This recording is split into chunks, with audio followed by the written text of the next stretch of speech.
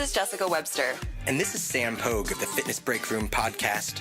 Sit back, take a well-deserved break, and learn about the journey that helps shape the most successful fitness professionals in the industry today. What's up, everybody? Welcome to the Fitness Break Room podcast. I'm your host, Sam Pogue.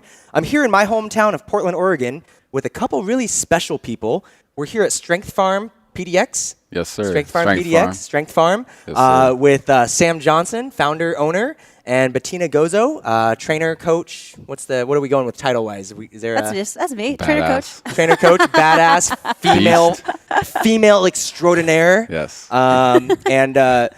Just trying to bring the diversity into Portland right now. Oh, So yeah. we're trying to play that game real strong.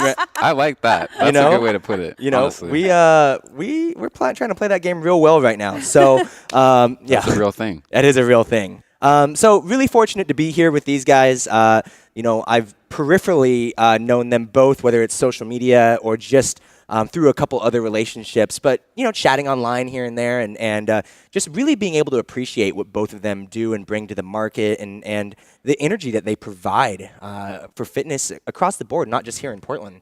And so I love their stories. They've got two really special stories into fitness and how this beautiful space became a reality. And I can't wait to share that with y'all. And hopefully you guys really resonate with both of them because they're a couple special people.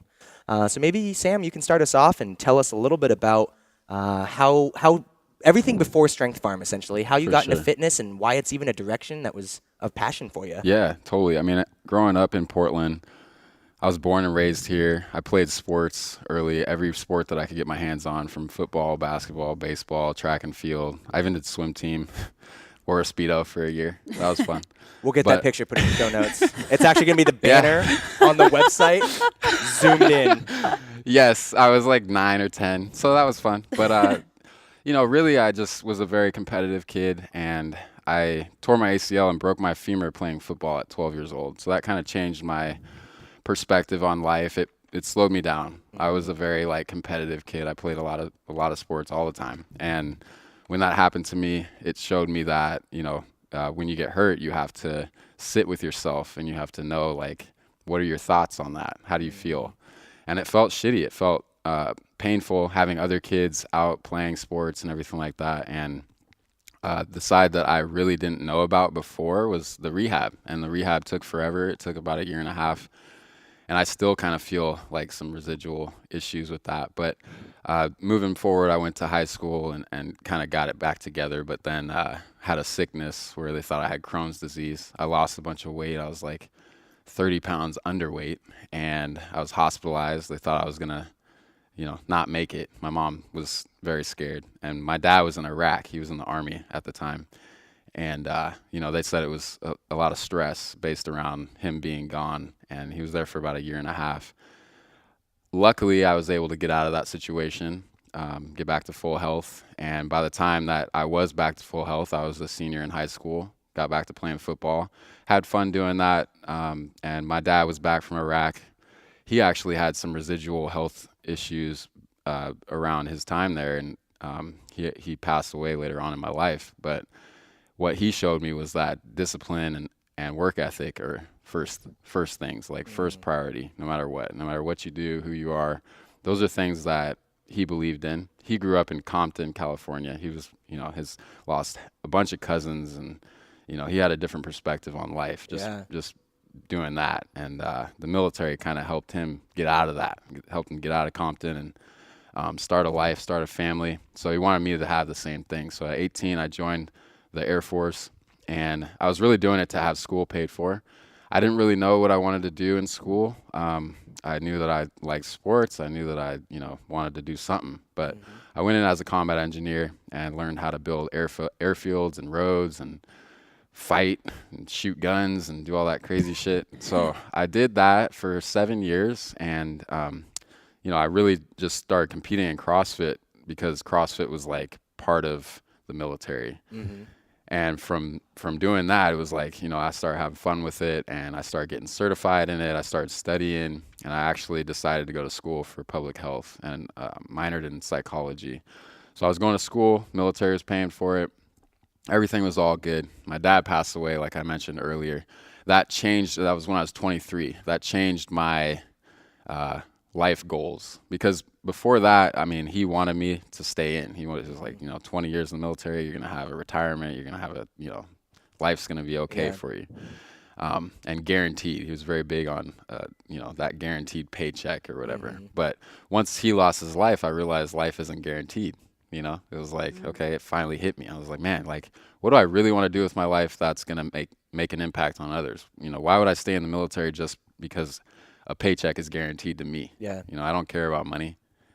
Money doesn't go with you when you leave. So I got out of the military at 25 years old, and I wanted to open a facility. I wanted to open a facility where we could, help the community that I grew up in, from kids who are playing sports to elderly that are, having issues with their health. But really, like, I was passionate about kids, and I wanted to help kids start training in a way that was going to make them stronger and better prepared for their sport. Because I believe that a lot of parents, they have their kids play sports and they don't necessarily train for that sport. They just kind of go out and they start, with football specifically, they start hitting other kids. And, the forces that are created when two bodies collide are pretty high. And if kids don't have the strength and the stability in their body to be able to, take that on and not get hurt, I mean, they're going to get hurt. So that was a big thing from, the thought process of having that be a goal. But really, I think my main purpose is to show people that strength training and here at Strength Farm, like, we believe that every type of fitness is for everybody. And strength is not purely physical. It's, the mental and emotional qualities necessary to deal with distressing situations and difficult situations that occur in life, because everybody goes through hardship. I mean, no matter who you are or what you do, no matter how much money you have, where you come from, there's disease, there's, natural disasters, there's always something that could just happen, so how are you going to deal with that when that occurs? And I believe that, training and mindfulness and training in yoga and having a good, like, consistent work ethic is a way to prepare for those type of things. Interesting. And that probably stems a lot from, what your father gave you growing up. It sounds like you guys had a good relationship. Definitely. As a kid, and him installing obviously that work ethic and sacrifice and being able to share your service with your country and others, and to go through the experience of breaking your leg as a kid, like, that's not easy. I mean, I don't know if any of you guys have ever really been hurt, but the mental part of coming back from an injury is really the hardest part, because physically you can get back. You may not be an Olympic world-class sprinter, but you're going to bounce back from it. But to do it at that age is really tough. Difficult. And because you got your friends, you got your friends running around playing all summer, and you're like, I'm going to crush some video games and a whole lot of Hot Pockets. Right? And then it's, that's a formidable years. But then to come in, like, all right, I'm going to do this because that's, my ticket to being able to pay for school and better myself and better my family if that's something that goes down. And I think that that servitude attitude is why this place has been so successful and why you get amazing coaches that want to come work for you. Betina's awesome. Now, run us through, you started CrossFit in the military. Yes. And you obviously super active like a lot of people are, and that's how they became trainers. But what was it about CrossFit that you really enjoyed? What attracted you to it? I think originally it was not necessarily that I was attracted to it, but it was more, I was kind of a good athlete. Like, I was, I could jump high and run fast just kind of naturally or whatever. But so when it came to the military, they chose me as, one of the faster runners. I had a faster, like, mile and a half run than most people. And they chose me as one of the fitness leaders. So that was when I was 19. Gotcha. And that like began my leadership process, or my development in leadership, in terms of, like, waking up at 4:30 a.m. with a group of 200 military members and running them through a routine. So the commander of our group tasked me with ordering a bunch of CrossFit equipment and starting basically a CrossFit gym on base. And in the morning at 4:30, we would go in there, we'd do some lifts, we would go outside and run, we'd do, like, calisthenics. But, you know, there was a certification process that went with that. And there was me just learning that, you know, it was something that I like to do. And when I started to see people improve in their fitness and reach their goals, you know, whether it was somebody that like needed to get 30 seconds faster on their time to stay in the military. Yeah. Because that was something that like they'll cut you real quick if you can't run. And if you can't carry somebody on your back. If you're weak physically, the military has no you know, they don't have no patience with you. Yeah. They're gonna get rid of you. And because when it comes to life and death situations, if you're not prepared for getting blown up and something happens and you need to carry somebody out of that, I mean, that's real, and it happens to people. Yeah. So I think Did you go through some of that? I did. I was deployed to Afghanistan a couple times, and you know, there's a lot of things that I was exposed to that really like you don't know about until you actually go through them. Like you see stuff on the news about war and, you know, people getting blown up. It's kind of like a little blip on the bottom line while they're talking about whatever drama is going on in the world with the politics of the day. But the reality is that that's somebody's life, and that's not just that person, that's their family that's affected. So going through that and seeing other people get blown up, or hearing about other people get blown up, or like at night you can't sleep because you hear things going off all the time, and it's like it's traumatizing. And I think that was one of the things that I really turned to was strength training, and specifically squatting, deadlifting, doing power cleans, doing bench presses, doing pull-ups, like those type of things that I felt like would prepare me for some type of situation where if I had to like throw somebody off of me or pull myself out of a, you know, vehicle while it's on fire, you know, those type of things. Because being able to run is great. Having good aerobic capacity and like, you know, just being generally fit is good. But when you're strong and when you can do those things aerobically and you're strong, I mean, you have a good combination of both. So that really gave me that passion to want to train myself, and it helped me emotionally deal with the stresses of war. And so what flipped in your head, you know, once your father passed away, that was like, no, I don't want to be in the military for the rest of my life? Like, what was that? What switched you? Yeah, I mean, I hated the fact that he passed away because of the fact that he was in Iraq. I mean, it was directly correlated. He lost his vision over time. He lost his ability to walk, and it happened over the course of about 4 years after he was back from Iraq. So it was a slow process. And my youngest brother, who's a Marine, it had this opposite effect on him. So I was in the military when our dad passed away. He wasn't. I wanted to get out because I was like, man, I don't want to waste another minute doing something that I don't believe in. I believe in helping people, and I didn't really believe that I was helping people directly, maybe indirectly, but directly, I know that when I'm helping somebody become a better, you know, human, or like moving better, and like they're reaching their goal, or they can do something that they couldn't do before and they feel more confident. Like those are the type of things that I'm passionate about. And, you know, other people might be passionate about doing the war thing. You know, and I think my youngest brother is a good example. He's always been the one playing Call of Duty, you know, and now he's doing the real thing. The real version, 3D And version. it's two completely different things, honestly. Yeah. Just to get that clear, like one doesn't lead to the other. Right. But I think he's passionate about defending something which is, you know, that he believes in. And I think, you know, the country itself needs that. And I think that people shouldn't forget that, is like, you know, somebody's got to do that shit. Somebody's got to go out and put their life in danger. Yeah. And unfortunately, my dad was one of them, and my youngest brother is another one of them. And for me, I wanted to come home after seeing Iraq and Afghanistan and Korea and Japan and all these other places that I would have never gone. I was like, man, I want to go home and take my experience and apply it to something that I believe in that can help kids and help, you know, elderly and help middle-aged people and help everybody, because I believe that strength is for everyone. That's awesome.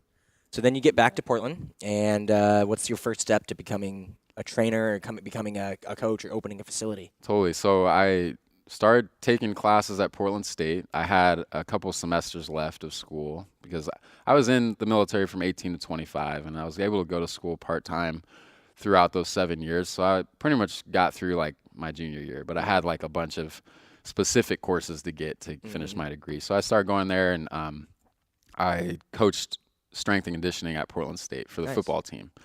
So I did that, and because I interviewed for that, and the coach hired me or whatever, and I started doing personal training at a gym in Beaverton. Did that for a few months, and then I was approached by somebody trying to open a facility that was like, like a CrossFit and personal training gym. And I was like, okay, yeah, I'll do that. So I did that for about a year and a half, and finished school. And that whole time I was actually like super passionate about getting as many certifications as I could from different fitness modalities. So like one of them was OPEX, Optimum Performance Experience down in Scottsdale, Arizona. Yep. It was super legit. Another one, obviously CrossFit, but they have one for endurance, they have one for weightlifting, they have one for almost anything. Yeah, really. Mobility. Yeah. So I was studying all that stuff because I knew that CrossFit was one of those things that I had competed in. I went to the CrossFit Games in 2013, the year that I separated from the military. I was a part of a team.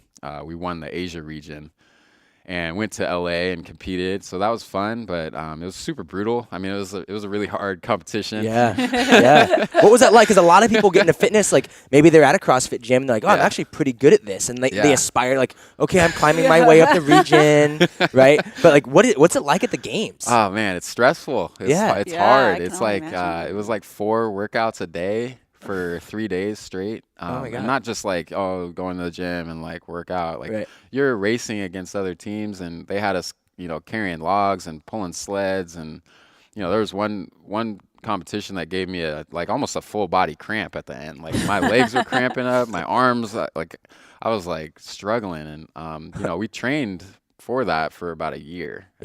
Out in Japan, Okinawa, Japan. And, the training was great, but when you actually get into the competition and you see like the other beastly people that are out there and what they can do, like it's pretty impressive. The CrossFit Games are very impressive, and the people that are doing it full time, and they train their asses off. Yeah. And for us, like we were a full military team, so it was something that's cool. Yeah, we took pride in that, and we had one Japanese local. His name is Noya, and shout out to Noya, Ninja, we used to call him. He was a ninja. This dude could do like backflips and like cartwheels on rings and like all kinds of stuff. He was a freak. That's like cool. Muscle up to handstand, one hand, and I can't do that. I'm Just a freak. I'm like, do it. I want to see it right now. Nah, he was good. But so the CrossFit Games really gave me like that experience in terms of the competition side of CrossFit. But what I believe is that CrossFit started, it started in 2000. CrossFit Games didn't start until 2007. So Greg Glassman, he's the founder of CrossFit. He started it in his garage, and he believed that, by getting people to move their bodies well, they're going to have a longer life, and they're going to have less disease, and they're going to work out together in a class setting. And that was something that was like a little bit different. In terms of like personal training, he wanted to have something that was like a personal training gym, but like 8 people working out together. And I thought that was a really cool concept. Then the CrossFit Games come around, and it kind of turns it into like this monetized thing. And so like you get people that, want to do that, and that's great. It's more of a sport. But for everyday people, I believe that, they need to have a lot more structure, and they need to start with those basics, and they need to learn how to move correctly before they start lifting weights. And then when they start lifting weights, they need to do it in a controlled fashion, not just for speed, because that's one of the CrossFit Games things is like they turn everything into kind of a race. Yeah. So it kind of blends this, like it kind of gets people confused when they come into Strength Farm because they're like, oh, well, I don't want to get hurt. And I'm like, well, I don't want you to get hurt either. It actually does poorly for my business. Yeah, right. I don't want to get hurt. Right. But I can understand their perspective in that, they see the CrossFit Games on TV and they think that's what every CrossFit gym is about. Yeah. And that's not the case. Right. Like this is a community center. Totally. We have people that literally they couldn't really walk that well. And by teaching them how to push a sled and strengthening their legs, they're able to walk easier. And now they're starting to do hikes, and now they can squat. Totally. they can stand up out of a chair easier. And those are all things that are life goals. Applicable You to know? life, Yeah, yeah. they're applicable, Yeah. and it helps you live longer. It keeps your joints healthy and keeps your body happy. You know, Yeah. so that's where I think CrossFit started, and that's why I wanted to be a part of the CrossFit community. And I think it's important to be a part of a community. Yeah, absolutely.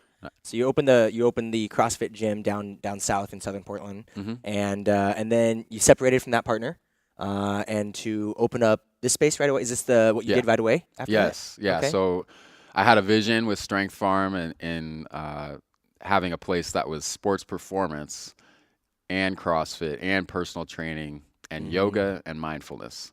So I wanted something that was like super holistic. I believe in the fact that like you can leverage each one of those and physical therapy. We have physical therapists here. Shout out to Natalie. Yeah, I mean, she's awesome. She's taught me a lot. Just working with her for the last year. She's a doctor. She's been to school more than I would ever imagine going to school. Like I never, not doing that. I mean, you went to school for like 7 years. Just sporadic. Not like her. Like she was like in the books. I would say I was more like in the field. Yeah. You know, literally. So yeah, I've learned a lot working with a physical therapist. Yeah. And I think that was something that I was very excited about with Strength Farm, was that I had the freedom and the capacity to like see that vision come to life. And it's really cool to like sit here 2 years later and look back at, every single day that I've been in here and like just like the growth. So that's really where I was at with the concept of Strength Farm. The tagline that we had was like cultivate fitness. We wanted to just like cultivate that shit from the ground up and like show people that like strength is for everyone. I mean, there was a reason that we chose Strength Farm, and it was like, great it's something that, Yeah. thank you. It was something that, I felt like when people hear that, they're going to know what we're about. Yeah. But then when they see the definition of strength that we use, they're also going to understand that it's deeper than just how much weight you can lift. Right. Right. I mean, I started lifting weights at an early age after I got hurt. Yeah. Like the rehab Yeah. started. But when I was in CrossFit, I started getting into Olympic weightlifting. And I became passionate about that because it was fun. It was like, and then I started seeing the benefits of like being able to jump higher and run faster than I already could. And I could dunk a basketball, and I thought that was cool. So I felt like that was a part that, I really liked. And the Olympic weightlifting piece was something that I competed in for a few years and went to nationals. And I was certified in USA weightlifting, sports performance. So, just having a well-rounded like background, I think helps me understand that nobody's wrong and nobody's right. Yeah. Yeah. Everybody's in this 100%. together. Yep. I love that. The more you know, the more you realize you don't know. Yes. Yeah, totally. There's always going to be somebody that knows more than you, man. Yes. That's every Dr. room. Natalie. She shows me that every day. Legit. She like, and there's other physical therapists in here too. And like, a lot of the clientele that we have, because we have a hospital right across the river, OHSU, a lot of the clients that we have are doctors and nurses. And when they come in here and they trust me to teach them what we're doing, it's kind of a weird spot because I'm like, the tradition is that the doctor knows everything. Yeah. Right. But when it comes to this and this, how long I've been doing this, it's been about 10 years now. They trust me enough. And so I feel like, responsible that, it's my responsibility to broaden my horizons and not just be a one-trick pony, not just be a CrossFit gym or not just be a sports performance place. And so I think that's, what I like to convey to people is that we're all about everything and just, helping people in their life or whatever their goals are. I love that you still had this dream that you pursued because you got a job at Portland State. It's a Division I school doing strength and conditioning for football, right? A lot of people want to work with athletes. A lot of people want to get to a D1 school. Like you didn't have to go through the Division III school in Iowa to get to a D2 school in like somewhere near a city that has a post office to like getting to a D1 Sounds school. rough. Like, you know what I mean? Where it's like, and then you walk in, you get this job and you're like, yep, nope. I still have this vision that I want to go pursue. Yeah, I think, I was lucky that I met the the head strength and conditioning coach there, and we interviewed. And one of the things that he asked me in the interview was, where do you see yourself in 5 years? And it's, it's a pretty generic question in an interview, but I took it seriously, and I was like, to be honest, like, I want to have my own facility where we train professional athletes and we train everyday people and we train kids in the same spot, and nobody's special and nobody's treated differently. We're all equal, but we all train in our specific way for how we live our life outside of the facility. And the facility is here as a community center to leverage each other's experiences. Because one of the things that growing up, I'm the oldest of 4 siblings, and my parents, they worked their asses off to provide for us. And one of the things that we would do is we would go to the park and we would run hills, or, we would do lunges or push-ups. We couldn't afford like a sports performance center, because that was really the only place that we knew did training for kids that, were trying to like get better at sports. And it was like $600 a month or some crap like that. And I was like, man, I can't afford that, And so when I have this place, I'm like, everybody's paying the same group rate when we're training together. And it doesn't matter where you're at, we're going to help you out in that way. But going back to when I was a kid, it was, it stood with me that there were people that were paying for better training. I was like, that's bullshit. Yeah. And just like education, I'm like, why do people get to pay to get a better education just because their parents have the money? And why do I have to be really good at a sport just to get a scholarship to go to school with somebody that has a bunch of money? So I feel like this is a place where we can kind of like level the playing field a little bit. I like that. And help those kids that maybe don't have the finances to afford elite training. Yeah. And I've studied my ass off. Betina studied her ass off. And, Natalie and everybody we have here works really hard because they're passionate about people. And I think that's super important when you have a team of people that care. The people that walk in the door, they feel that. And I think that making that impact on each individual will leave this place. They'll take that with them. And I think that to me, like, once I realized you can impact somebody on a personal level and then they can go impact somebody else, it never really stops. And when you can have a place that like grows that, then you're doing something that's going to last longer than you are. Right. Right. So. Well, because the entire time, like, it's never been like I got into this so I can make a shitload of money. And not that you can't. Like, it is harder to make a ton of money, drive a Bentley in the fitness industry. Yeah. And there are people that do it, obviously. But, like, that's not the goal. The goal from very early in was to build community, has been to provide value. And if you guys have noticed across the other episodes, the mantra of servitude has been so prevalent with every single person that's been on the show, and that they all get into this industry because they want to help someone. Not because, way to ruin my rant. God, how dare you? Jeez. So insensitive. But to be able to give that back. And I think that's really cool that you're taking that, because you grew up out here in Northeast Portland. And to be able to, like, you know what? I'm going to take that on. And, like, maybe the kid that can't afford to even get training at the normal rate, like, okay, well, you can come in and wash the floors and we'll find value or whatever it is. I need my floors swept. I mean, there's always something to do. But that's one of the other things, too, is another trainer here, Isaiah Holt. Shout out to Isaiah. He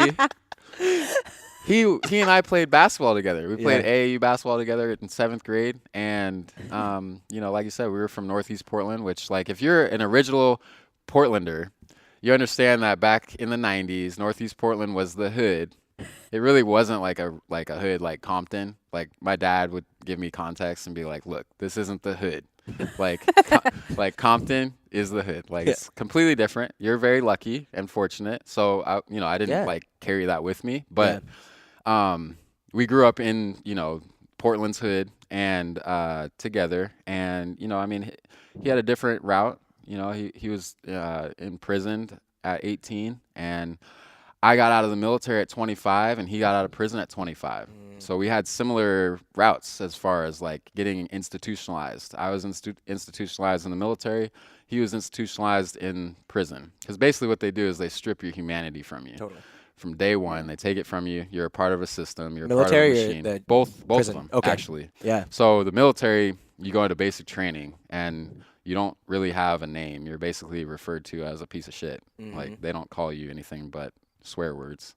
And they yell at you. They don't talk to you for the first, like, couple weeks. So, you know, you don't know how you're going to react to that. And luckily, my dad was in the Army, so he kind of prepared me for that a little bit. He didn't yell at me every day and cuss at me and all that shit, but he would, like, you know, have us do push-ups, and he was very big on discipline, but he also taught us to be compassionate for people and to care about humanity in general. But when it comes to the military and prison, there are a lot of, like, parallel similarities, especially talking to Isaiah. I mean, like, hearing that, you know, when you get in there first, they take everything from you, they yell at you, you're with a bunch of mostly other dudes, and the military is similar, like, mostly other dudes, and you have to stand in line.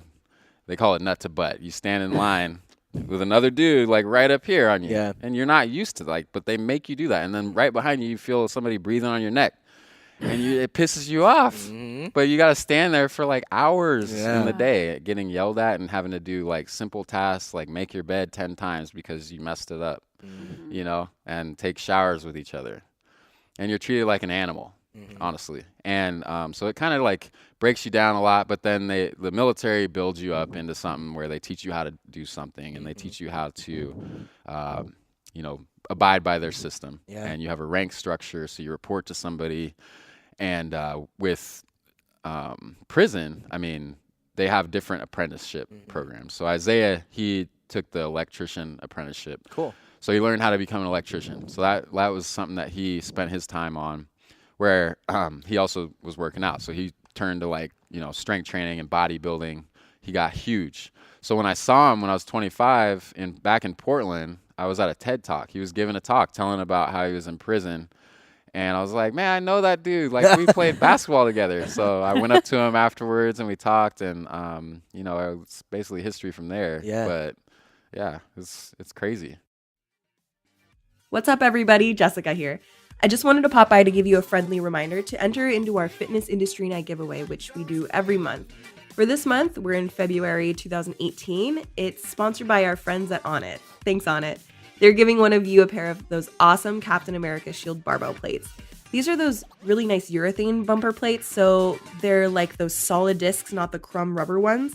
They're really low bounce, which is a great quality for plates, especially for those of you who use them for WODs. They don't go, you know, flying around, bloodying your shins or, like, breaking mirrors.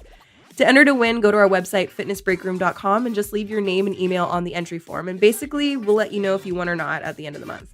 For extra entries to win, you can email me a screenshot of your review you left us on iTunes. If you decide to do that, that's awesome. Thank you very much.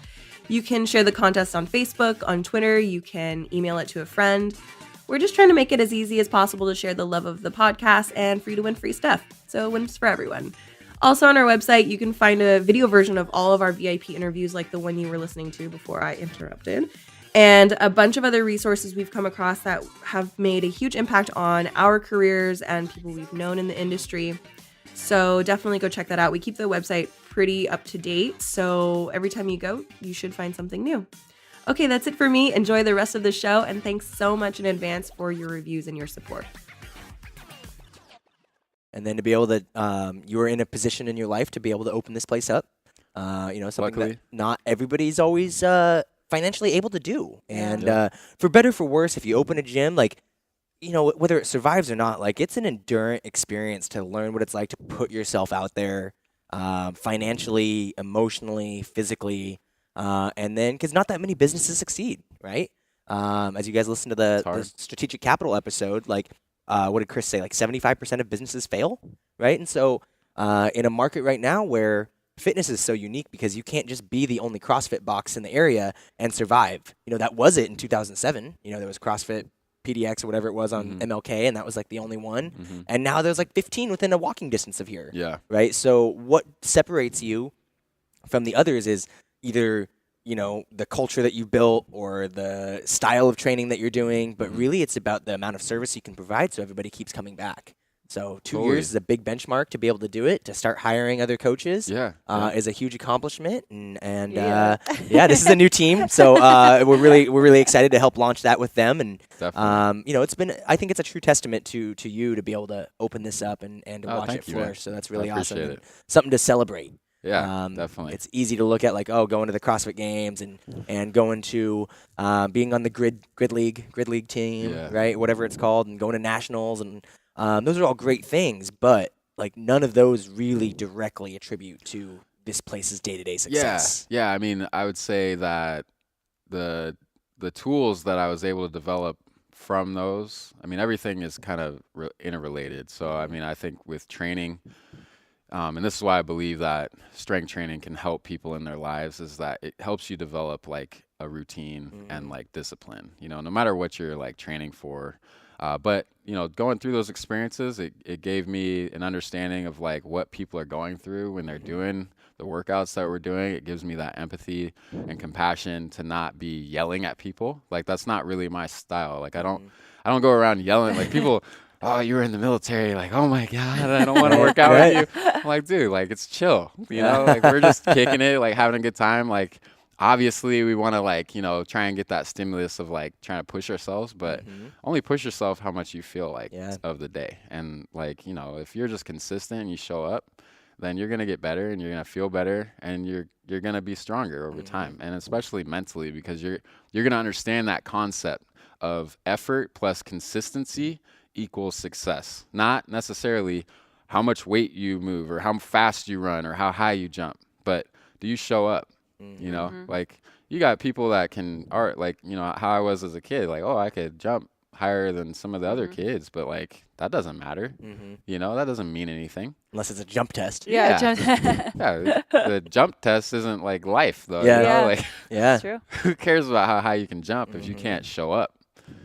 So just show up and have a good time and learn from each other. And like, that to me is like the culture here. And I think that it's super important. And I know Betina has the same, thing inside of her. It's like, she's there. She, you can count on her. And she's somebody that like I'm really excited for her to talk. But like, she's somebody that I look at as someone I can depend upon. And I think that's super important for me, to help us help more people, because that's my goal. Like competing and stuff was, it was cool. Like it lets people know that I know what I'm talking about a little bit, for face value. Like, oh, he's been to nationals, he's been to the CrossFit Games. Like, oh, he must know how to do it.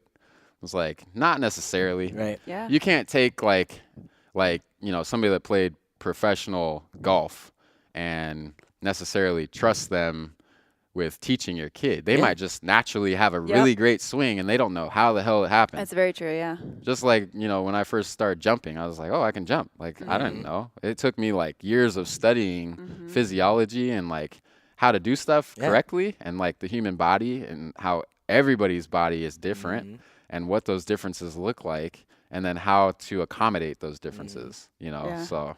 I just do it. I don't know how I do it. Yeah, exactly. I just do it. Yeah. You ask, LeBron to teach your kid how to dunk. Yeah. It's like, your kid can't jump as high as LeBron. Yeah, right? I don't know, man. I just showed up when I was 9. I could dunk. So, no, I think it's you're right on, right? And it's just, being a good coach. Because realistically, let's say if I was good enough to play Major League Baseball, I probably wouldn't have become a coach, right? Because I would have gone and done that, Yep. right? Whereas a lot of coaches at some point, the game tells us we're not going to play anymore. Yeah. For everybody, right? Yeah. Whether it's, and what's the movie? And is it Bull Durham, right? No. Anyway, it's like the game will always tell you about when it's time to hang them up. Yeah. It's just about when. For sure. But then you mentioned a really cool thing just about, Betina and bringing her energy in, what she compliments to you. And Sam is a natural introvert, right? And so you guys have seen this across the board that like, Matt Berenson, he talked about being an introvert in an extroverted industry. Betina and I are both very like, Woohoo! very there. But that what she does is, you have this community sense here, and that she compliments. She's a compliment what to me, you for do. sure. And I recognize that. Yeah. And I think that, it's super important to do that. I think sometimes just in everything in life, like there's ego that sometimes gets in the way. And I think, having your ego in check is really important as a person, just in general. But I think in the fitness industry specifically, like I said earlier, like just accepting everybody and understanding that like if you're in this to like help people become better at their life, you can't tell them exactly what they should be doing. They're going to tell you what they want to do. And then it's up to you to like help guide them in the right way. Yeah. And I think like with Betina, her personality being extrovert, it makes it so that I don't have to be fake. Yeah. You know what I'm saying? Totally. Like I'm not gonna be the guy that's like, woo, let's do this. Like Right. da, da, da. You know what I'm saying? Like I love when people do that. and Yeah. It gets me going. Like Yeah. I wanna coach like that. You know what I'm saying? Like when I go to a class and somebody's like that, it's like, oh man, like feel they're the into energy, it. I'm yeah. into it. Like Yeah. let's do this, you know? So when I coach, you know, I'm just myself and it's great to have other personality types. I don't want a bunch of Sams running around. Yeah. Yet. Yeah. Hopefully your lady friend doesn't see that. Yeah, I do. I said yet. No, that's it's super important, especially building a team because you've been on teams, Yeah. obviously, Yeah. not only in business but military and just Yeah, for things sure. that don't complement you, and, Yeah, and I that's mean, huge. The Navy SEALs. The Navy SEALs have the most elite team in the world that people know of. Yeah. Right. So they each have their own responsibility within that team and their own role. You have a team leader, you have a sniper, you have a demo guy, you have a jumper, you have all these different things, but they all coexist. And they all coexist and know each other's role Yeah. so that they can substitute for each other if they need to. Yeah. And like Michael Jordan, you know, and the Bulls. It's like he didn't take every last shot. Right. He passed it sometimes. Right. You know, people forget that. You had Steve Kerr, Tony Yeah. Kukoc, and Scottie Pippen. Yeah. I mean, you had Luke know? Longley. Yeah. You had a fair amount of decent basketball players You know? on that court. So You gotta have teammates. Yeah. And like, you know, you can't be the guy that's like, I'm Michael Jordan and blah blah blah. Like I don't want to be Michael Jordan. I'd rather be Phil Jackson. You know what I'm saying? I'd rather sit on the bench and help with the strategic stuff and like be mindful. Like I'm really like, you know, I'm really into like analyzing how I do things and like why. And I think it's super important to reflect on yourself so that you don't make a wrong step. And if you do, Yeah. like it's okay. Just try and get back on the right path. Yeah. yeah. You know. Agreed. So that makes us a nice little easy segue into who is Betina, Oh, and you know, everything prior to coming on board to be a part of the Strength Farm team and a Nike Master Trainer and Men's Fitness, Women's Health Next Fitness Star. Women's Health Next Fitness Star. Women's Health Magazine. Men's Fitness would be a 2017. weird thing for you to be the Men's Fitness up and I coming mean, star, she could be though. She's don't the know. fitness star of Right. 2017. right? An think equal yes. opportunity, right? That's true. Right? She's a beast. She's strong. So Yeah, Women's Health Magazine 2017. Yeah. yeah, Fitness star blowing up. in the United States or in Well, the world. In the United world. States, Oh, the okay. world, I don't know. Whatever. Both. I'm okay with the Both. other. But it's interesting. My history is just, it's almost like opposite of yours, where, you know, I grew up with a single mom and, you know, I don't think I would say that discipline was really like something that was instilled all the time, because it was hard for my mom to do that with me. You know, she was working. She couldn't have that much control of me. Not that I was super wild or anything, but it was hard for her. And, you know, she always wanted me to be passionate and do whatever I want. And, you know, so I started playing music. I started dancing. No one really told me like to do something. I just kind of did what I like to do. Yeah. And, you know, that was kind of a fun thing. So, you know, I danced in high school. I played volleyball. I played soccer. I did a little bit of everything. But no one was just like, do this one thing. And then eventually when I got a little older, I started playing music full time. I started playing in this cover band. You know, I played bass guitar, did a lot of really fun shows. We opened up for Girl Talk. We opened up Whoa. for, some dope. good shows. I don't know. My partner likes to argue that we didn't really open. We just played on the same stage, but we played right before him. So Yeah. I think that counts as That open. counts as opening. So, Yes, I agree. So you're a bass player? I was a bass player. A female bass player? Female bass player. Is this an all-female band? No, it wasn't. We had a Oh. female singer and we had a rapper. So we Okay. played everything, like from Lady Gaga, Kanye, all the way to like OPP and like just everything, That's awesome. just for parties, OPP? bars. Not even not nature. I was just trying to get you to say it on there. You down with OPP? Yeah.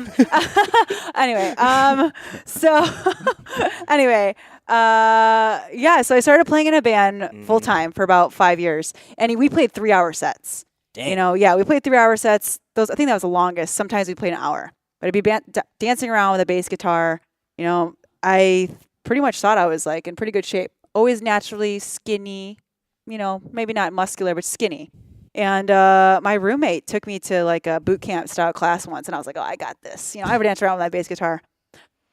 Whoa, Nelly. I Yeah. remember Yeah. walking out of that class with my like little 7.5 pound weights Yeah. and like dying. And my roommate, even till this day, still gives me crap about it. And it's just like, whoa.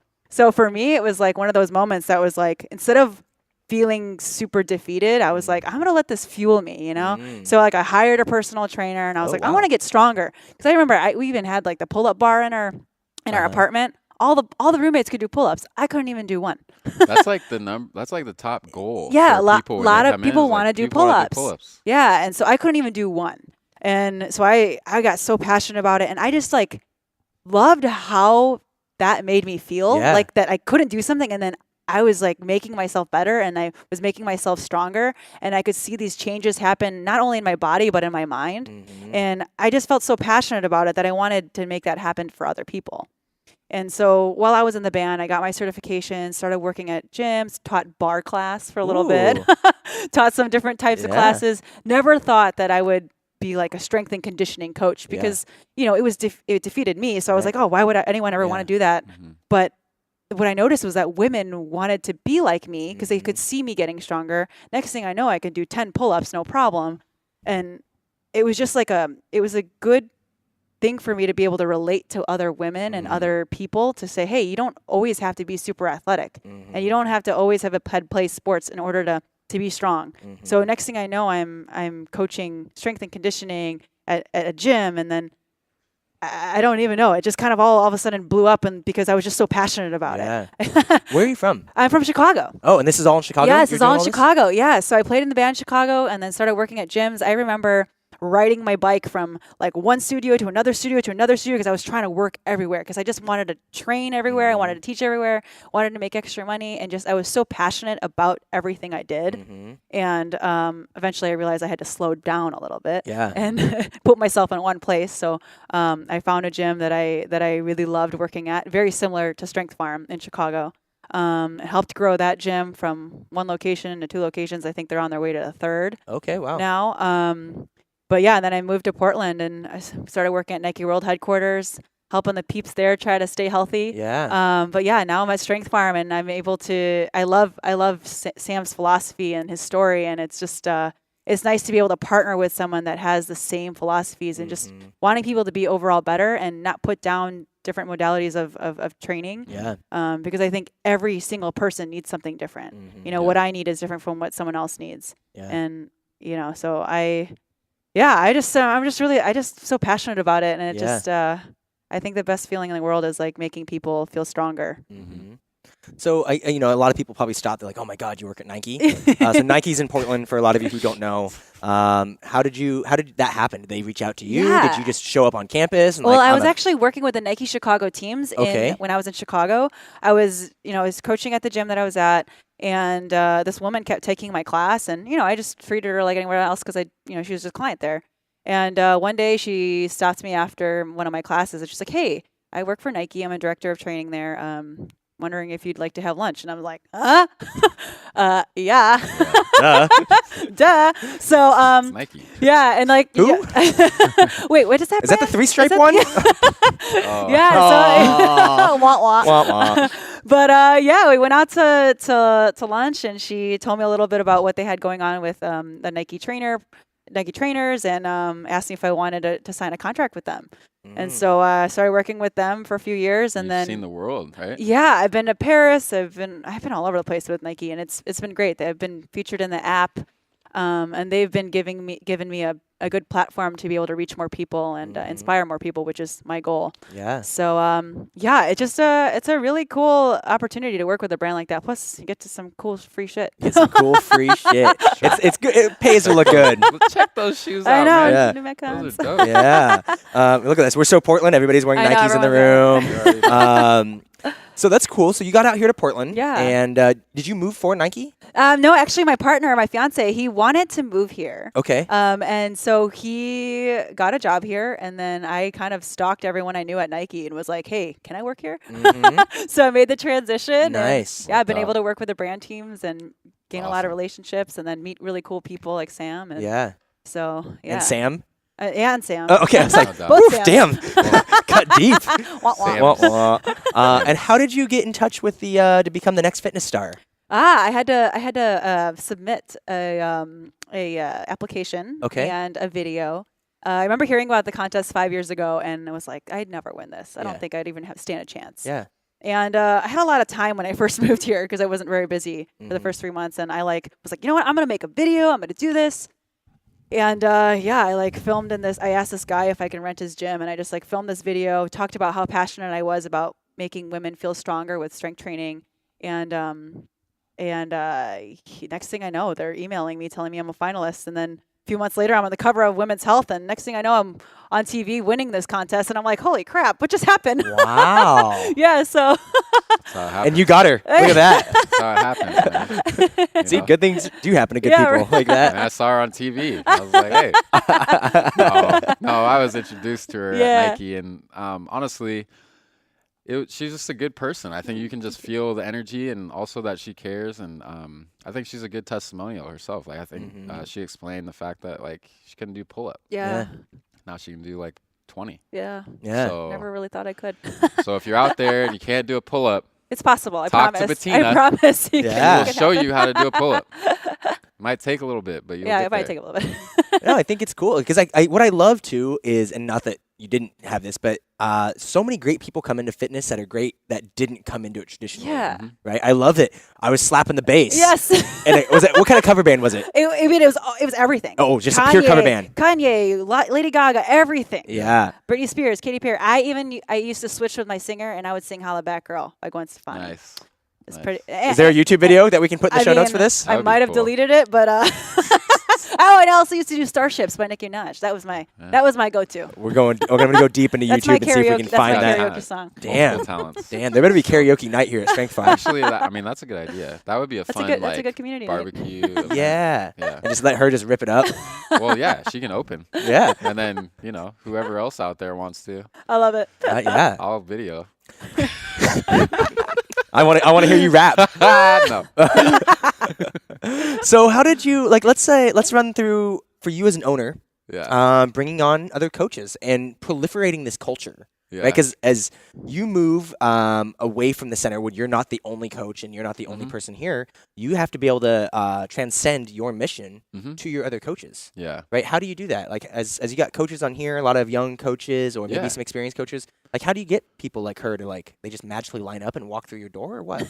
No, I think you have to actively search and actively want to have people like that. You have to ask the right questions, ask the right people who they know that might be passionate about fitness and helping people. Honestly, I think you have to have that inside of you, and I think just with a simple conversation, you can kind of feel that. Yeah. And I think to add on that, I will admit, ever since this women's health thing, I had a lot of different people approach me with really great offers, and there are some brands that really wanted me to come on and offered a lot of money for it, but it wasn't something that I felt super passionate about. Because just like Sam, I'm not in it for the money. I'm in it to really do what I'm passionate about. Yeah. And with Sam, he didn't even come at me hard at hey, do you want to work here? He was like, hey, let's hang out, let's work out, feel the vibe of the gym, and really gained a relationship first before he was like, hey, how do you like it here? Yeah. How do you see yourself here? What's your goal? Yeah. What are you trying to do? But I think that's the first thing is trying to figure out why somebody's doing what they're doing, but then also where do they see themselves going, and how are they going to get there? But also are they trying to impact people? That's what I want to do. So I think I want Strength Farm to be around when I'm not. Yeah. Yeah. And that's my main Yeah. goal is, maybe this place isn't physically in this location. Maybe we have another location or whatever, but I want the philosophy to be kind of spread. So I want people around like Betina, like Natalie, like Michael. Michael's our yoga instructor. She teaches a class that's 30 minutes of strength training, traditional warm up and lifting and core work, and then 30 minutes of vinyasa yoga. And people love it, but she does it because she loves helping people. She loves helping expose people to yoga that haven't been. I mean, we'll throw NFL players in the class, and they're like, Sam, I don't want to do yoga. And I'm like, dude, you play football. You hit people for a living. yoga will help your body be able to get into different positions and stabilize. Like if you're getting hit and you get moved and you don't have that like capacity there and you're just used to moving in one plane of motion or just like being stationary and lifting a heavy weight, like you're not prepared for your sport as well as you possibly can be. So I think just having, you know, different experiences and different people that like complement each other, because we're a team. Like not everybody needs to have the same skill set as each other. You know what I'm saying? So I think that's my number one goal is to find people like with our mindfulness instructor. I mean, he was my dad's friend growing up, so I kind of got lucky with that. But he's a super impressive dude. He was 20 years in the military and he's a police officer. And we have a mindfulness workshop this coming month where, you know, it's a 3-hour workshop and it's just teaching people how to meditate. But he spent a year down in UCLA studying that and he's passionate about going around the country helping police officers become more mindful. And his purpose is huge. I mean, that's what he does. He travels around and helps police officers like stay calm under stress and pressure and everything like that. Because he sees, I think the number one thing is like, for me, when I was a kid, I saw the lack of like affordable, like good training. So I wanted to fix that or help be part of the fix. I think for him, he sees a lack of like mindfulness training for everybody, but specifically like he sees a need for police officers, being that he is one. And also like he knows the stress that they go through. And I think a lot of times, unless you're in that situation, like you don't really know. It's kind of like the military, like you don't really know unless you do it. So like, you know, when you're walking around in a country that like you don't speak the language and like the locals have AK-47s and you have your gun and like they're chilling over there with their sheep and you're chilling over here and it's like, who's going to shoot first? Right. You know, like, but like, instead of doing that, instead of thinking like that, like approach them, you know, like don't be fearful. It's just like in the hood, you got police officers driving around with their guns and you got gangsters driving around with their guns and drug dealers on the corner. And like everybody kind of knows who's who, but they kind of stay in their lane until shit pops off. And then like, that's where you have the conflict, but he wants to bring everybody together and get to know each other. And then that kind of resolves some of that like tension. And so he believes that that will help reduce a lot of the mortality that's going on. Yeah. So That's really great. yeah. And that you've built something up to where you can do those kind of things, right? And that's why you even built Strength Farm, is to be able to have the opportunities to do things like that. For sure. I think that's the goal, is like you want to level up so that you can make that impact that you believe in. And I think when you believe in those type of things, that is what helps you drive through. And that's what helps you get up at 4 a.m. And that's what helps you work, you know, until 8 p.m. that day. Like, it's like, you don't do it for money, you know, like if you just do something for money, like, you know, good on you. Yeah. Great for you. Yeah. But that's not me. And, you know, I'm just here to try and make something that can last longer than me. And I believe it can help people. Yeah. Well, and running a business too isn't for everybody either. Right? You probably learned a couple good lessons opening this spot. Yeah. What are some of the totally. 3 hardest lessons that you've learned since opening this? The 3 hardest? Yeah. I think we were talking about it. Number 1 is patience. I think, you know, when you have all these goals, especially when you have like lofty goals, you have to be patient to actually take it step by step. Yeah. I mean, you can't knock out everything all at once. And I think, you know, like another thing is pushing, just pushing through the painful days of feeling tired, or, you know, when your body is telling you that you need rest, just not listening to it sometimes. And because you always have that goal in mind of like, you know, I want these people that come in here to get the best experience of their life every day. And I think that's what I try to do. And I know some days are better than others, and, you know, it is what it is. But number 3, I think, you know, I just learned like a lot of business is behind the scenes. I mean, when you have your restaurant, I mean, you go into a restaurant, you sit down at the table's set, you got food that comes out after you order it, somebody's got to make that food. Somebody's got to have a menu that's already planned. Somebody's got to order that food. Somebody's got to pay for the food. Somebody's got to like, do all of that stuff behind the scenes just to make sure that you get that plate of food. So when you come into the gym and you work out, like there's a bunch of equipment in here. It didn't just get in here. Yeah. Like this was a mechanical shop before we turned it into this. And it was like there was holes in the wall and the walls weren't black and gray and blue. It was like, it was shitty. Like it was dirty, and it took about 2 months to clean it up, and then it took like 1 month to like, get it to where it's at. Yeah. So, yeah. That's awesome. And it's a sense of pride, right? And this place is beautiful. It's nice and clean. And when you find success with the gym, it's not necessarily about, well, I've got these bars or this rack or these sleds or this piece of equipment. It's like, here's the service that I'm providing. Yeah. And here's the coaches that they deeply care, right? And it's like, whether it's Betina, Isaiah, you, that everybody truly cares about the end-all mission about helping everybody be better, right? And to cultivate fitness? Cultivate fitness. Cultivate fitness. Yeah. So I think that's super powerful, and thank you. It'll be really fun to watch. This is year 2, and then adding someone dynamic like Betina and see what year 4 is like, and year 5. If you haven't trained with Betina yet, you need to train with Betina. Yeah, she'll get you that pull up, but she'll also like, you'll have a good time. You'll have fun. So I think that's what it's about. Was it hard for you switching over from like the music lifestyle to the fitness lifestyle, or was it like so like cold turkey? I was so passionate about it right away. Like it was such a different kind of reward. When you play music, it's great. You're passionate, but I was playing in a cover band and you play for a bunch of drunk people. Yeah, it's fun to entertain. Yeah, but like when I would get people to like write me cards, thanking me or buying me presents for like making changes happen in their lives, it was just like, wow, this is what I was meant to do. Yeah. And like for me, that's that moment where like you're making things happen, not just in that moment, but for their lives in the future. And hopefully they make that impact on someone else. Yeah. Yeah. I think when you understand that domino effect like that, that's super powerful. Yeah. So that's awesome. Well, as we start to kind of wrap up the show, something I like to ask each person is, what's your piece of advice for a brand new coach getting into this industry? That they can take away today and be better tomorrow. Yeah.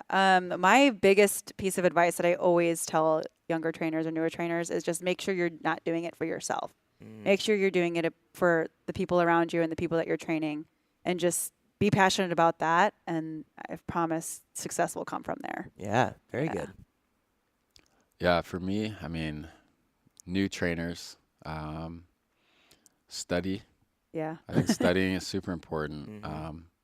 You're tasked with a big responsibility when you have people moving in a certain way that, if they trust you, they're going to do whatever you say, right? So you need to kind of like study those who have done it before you, so that, you kind of have a model in terms of like, when you look at like Louis Simmons or you look at like James Fitzgerald and, the guys from On It, like, the people from Exos, Eric Dannenberg.